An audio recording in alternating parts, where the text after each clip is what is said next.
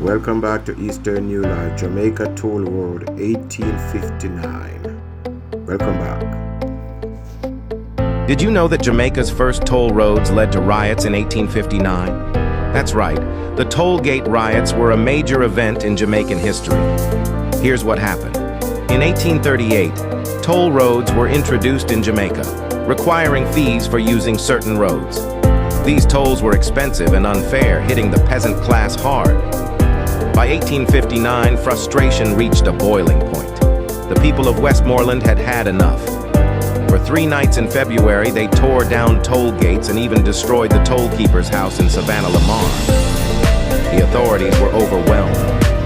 Reinforcements from Hanover, Trelawney, St. James, and St. Elizabeth couldn't stop the protests. The situation got so intense that trials for arrested protesters were adjourned due to massive crowds of supporters. By 1863, the toll gate laws were repealed and toll houses were sold off.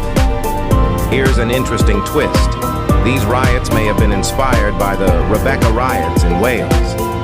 In 1839, Welsh farmers, frustrated by high tolls, dressed as women and destroyed toll gates.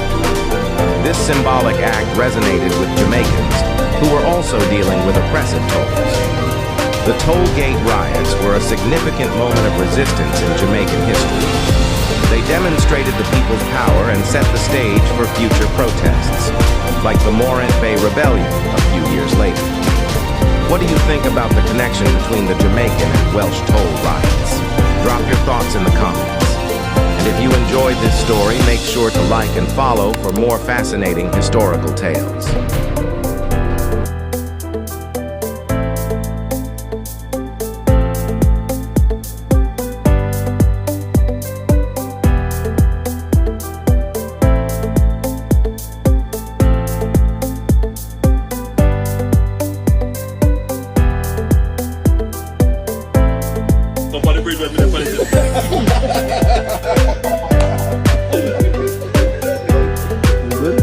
Jamaicans.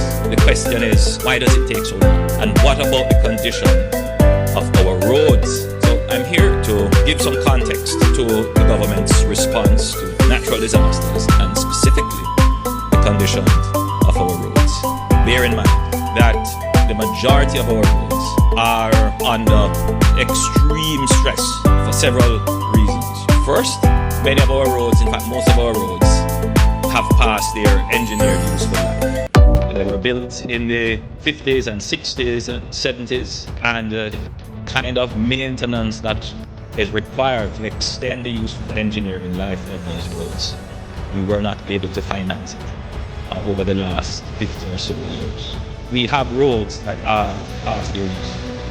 And if you consider, when community of Jamaica, the road that passed your gate, for example, when was that road in your community? And you would say decades ago. How many times in those decades was your road substantially reliable? So what we're facing is an accumulation of disinvestment in our roads, which have reached a crisis. The second factor that we should bear in mind is that many of the roads that were constructed were not necessarily constructed to the engineering standards that would carry the level of traffic and the load. Potholes seem legendary. They're practically part of our island identity, right? Here's the thing. Some potholes appear within days of roads being paved. It's no accident. Road construction quality has been inconsistent, and unfortunately, political ties often influence who gets contracts, not engineering skill.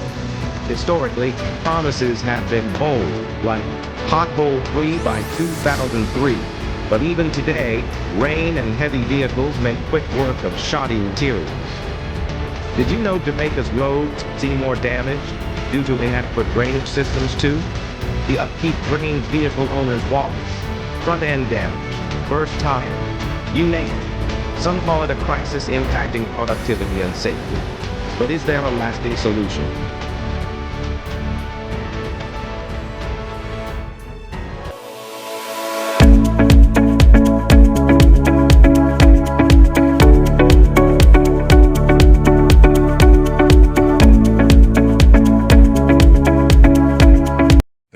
condition of the residency road in Jamaica. How could this be? Is this the prosperity of the Jamaican residents that was given from Angelholnist?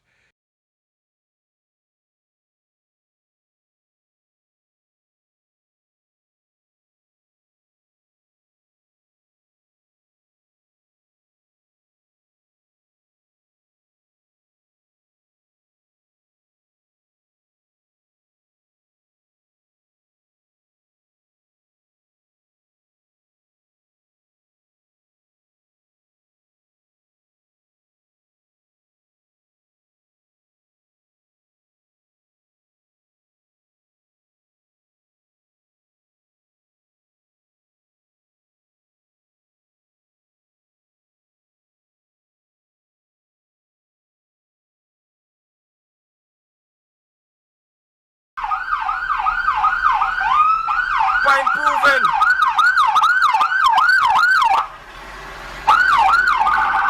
Can't drive fast. See, it don't make sense. If fire truck can't drive fast, we go down there for out the road block fire. It don't make sense.